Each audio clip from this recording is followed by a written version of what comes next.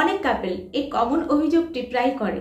তারা এটা বলে যে আমার ভালোবাসার মানুষটি হঠাৎ করে মাঝ রাস্তায় এসে, মানে সম্পর্কটা বেশ কিছু বছর বা মাস আমরা কন্টিনিউ করেছি, এখন হঠাৎ করেই মানুষটি আগের মতো আমাকে আর পাত্তা দিতে চাইছে না, আমাকে ততটা মূল্য দিতে চাইছে না। তো এখন কি করণীয়? তো তোমারও যদি এরকম কোনো প্রবলেম থাকে বা ধরো তুমি একটা নতুন কোনো সম্পর্ক শুরু করতে চাইছো, তাহলে অবশ্যই আজকের এই ভিডিওটি দেখো।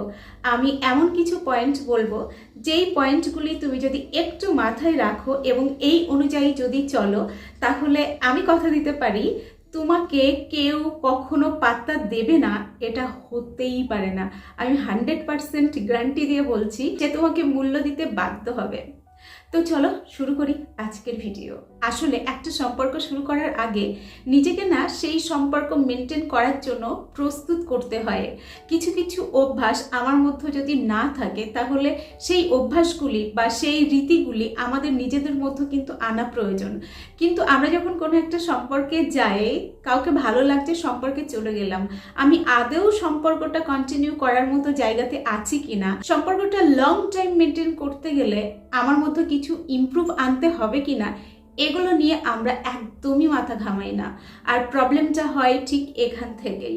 কারণ এমন বহু মানুষ রয়েছে যারা এটা বোঝেই না, একটা মানুষের কাছে স্পেশাল হতে গেলে নিজের মধ্যে না কিছু সিক্রেট রাখতে হয়, যার মাধ্যমে আমি ওই মানুষটির কাছে আকর্ষণীয় একজন মানুষ হয়ে উঠবো। দেখো, প্রত্যেকেই চাই তার লাইফে একজন স্পেশাল মানুষ আসুক। তো তুমি যখন নিজেকে সেইভাবে তৈরি করবে, তখন ওই মানুষটি শুধু পাত্তা দেবে না, চোখে হারাবে। তো প্রথম যে কাজটি তোমাকে করতে হবে সেটি হলো তুমি নিজের প্রতি স্ট্রং কনফিডেন্স রাখো। তোমাদের মূল যেটা প্রবলেম হয়, তোমাদের নিজের প্রতি স্ট্রং কনফিডেন্সের অভাব দেখা দেয়। দেখো, তুমি যদি তোমাকে বিশ্বাস না করতে পারো, তোমার মধ্যে যদি সেই কনফিডেন্সটাই না থাকে যে ওই মানুষটি তোমাকে ভালোবাসে এবং তোমার সঙ্গে সারা জীবন থাকবে, এইটুকু আত্মবিশ্বাস যদি তোমার মধ্যে না থাকে, তাহলে ওই মানুষটি তোমার কাছে কেন থাকবে বলো? তো তোমরা কিন্তু এই কমন ভুলটা ভীষণ করো। তোমরা সম্পর্কে যাওয়ার পর তাকে এটা বলতে থাকো, তুমি যদি আমার লাইফে না থাকো তাহলে আমি বাঁচবো না, তুমি যেন কখনো আমাকে ছেড়ে চলে যেও না, তুমি আমার জীবনের বিশাল একটা গুরুত্বপূর্ণ মানুষ।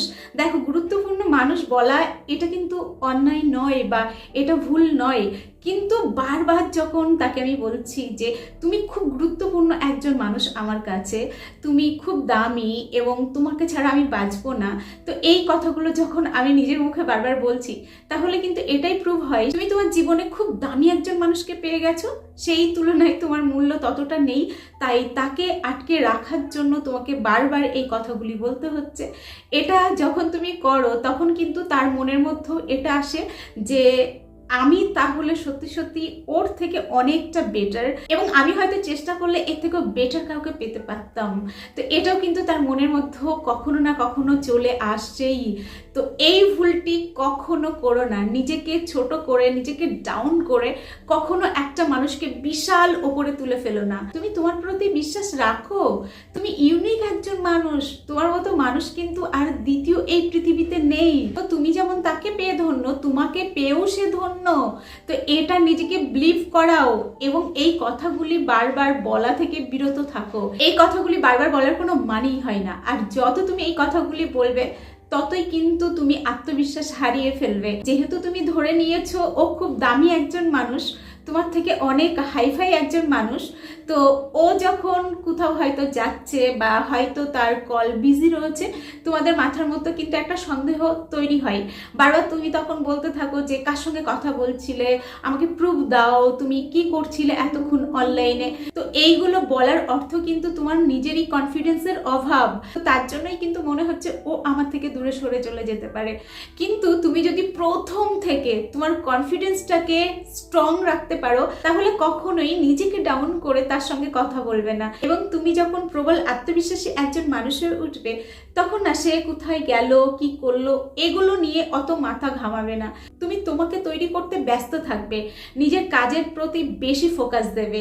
এবং যখন তুমি নিজের কাজের প্রতি বেশি ফোকাস দেবে, নিজেকে পরিচর্যা করবে, তখন অটোমেটিকলি ওই মানুষটি তোমারই থাকবে, সে কিন্তু অন্য কোথাও যাওয়ার কথা স্বপ্নেও ভাববে না।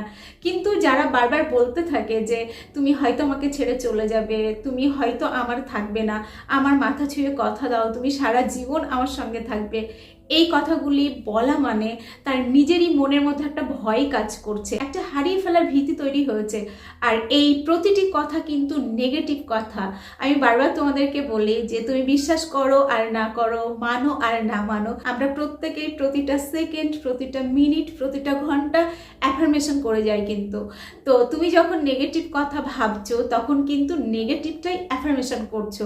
এরকম ভুল করেও করো না, নিজের ওপর কনফিডেন্স রাখো, নিজেকে গ্রো করার জন্য প্রতিনিয়ত খেটে যাও। তুমি যখন নিজে একটা সুন্দর জায়গায় থাকবে তখন কিন্তু তোমাকে হারানোর জন্য সে ভয় পাবে, তুমি নও। 2 নাম্বার যে ভুলটি অনেক মানুষই করে ফেলে সেটি হলো মানুষটিকে ভালোবাসার পর মানুষটিকে পুরো পাল্টে ফেলার চেষ্টা করে। এটা আমি বারবার বারণ করি, কারণ দেখো প্রতিটি মানুষের একটা নিজস্ব নেচার থাকে। তো তোমার পছন্দ হচ্ছে না বলে বা তুমি যেটা ভালোবাসো সেই রকমভাবে তাকে চলতে হবে, এটা কখনো করো না। হ্যাঁ, সে যদি কোনো ভুল করে তাহলে অবভিয়াসলি তার ভুলটা সংশোধন করে দাও, কিন্তু তুমি যেইভাবে চাইছো তাকে যদি সেইভাবে পরিচালনা করার চেষ্টা করো তাহলে প্রথম হয়তো কথা শুনবে, পরবর্তীতে কিন্তু প্রবলেম দেখা দেয়। তো কখনো নিজের মতামত, নিজের ইচ্ছা পুরোটা তার ওপর চাপিও না। তোমার ইচ্ছার কথা তাকে বলতেই পারো, কিন্তু তার আগে দেখতে হবে দুজনের মধ্যে কতটা বন্ধুত্বপূর্ণ সম্পর্ক তৈরি হয়েছে, আদৌ কি তোমার ইচ্ছাগুলোর প্রায়োরিটি সে দিচ্ছে, এটা অবশ্যই কিন্তু চেক করে নিতে হবে।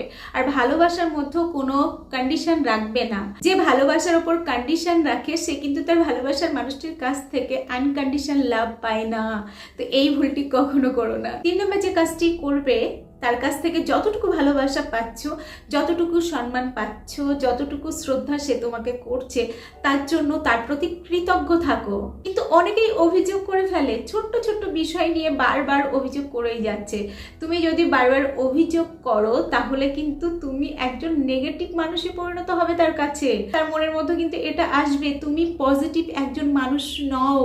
কিন্তু তুমি যদি এর উল্টোটা করো, ছোট্ট বিষয়গুলি নিয়ে তাকে যদি প্রশংসা করো, তার প্রতি যদি কৃতজ্ঞ থাকো, তুমি যদি তাকে বলো তুমি আমাকে এত ভালোবাসা দিচ্ছ, তার জন্য আমি তোমার কাছে কৃতজ্ঞ, আমি খুব হ্যাপি, তাহলে কিন্তু তোমাকে একজন পজিটিভ মানুষ হিসাবেই সে ধরবে এবং তোমার প্রতি কিন্তু তার একটা সুন্দর মনোভাব তৈরি হবে। তো এই কাজটি অবশ্যই করো। 4 নম্বর কমন যে কাজটি শুধু ভালোবাসার মানুষটির ক্ষেত্রেই নয়, আমরা প্রত্যেকের জন্যই করতে পারি, সেটি হলো ছোট্ট কথার মাধ্যমে তার তারিফ করা, তার প্রশংসা করা। এটা করলে আমরা খুব খুশি হই। আমারই যদি কেউ প্রশংসা করে একটা ভিতর থেকে কিন্তু আনন্দ কাজ করে, তাই না বলো? আমাদের সবার ভালো লাগে। আর বিশেষ করে ভালোবাসার মানুষটির কাছ থেকে প্রশংসা শুনতে খুব ভাল লাগে। তো তুমি যখন তাকে প্রশংসা করবে তখন কিন্তু সেও তোমাকে অন্য নজরে দেখবে, অন্য লেভেলে তোমাকে দেখবে। তো এই কাজটি অবশ্যই করো। 5 নম্বর পয়েন্টটি প্রত্যেকের জন্য ভীষণ গুরুত্বপূর্ণ।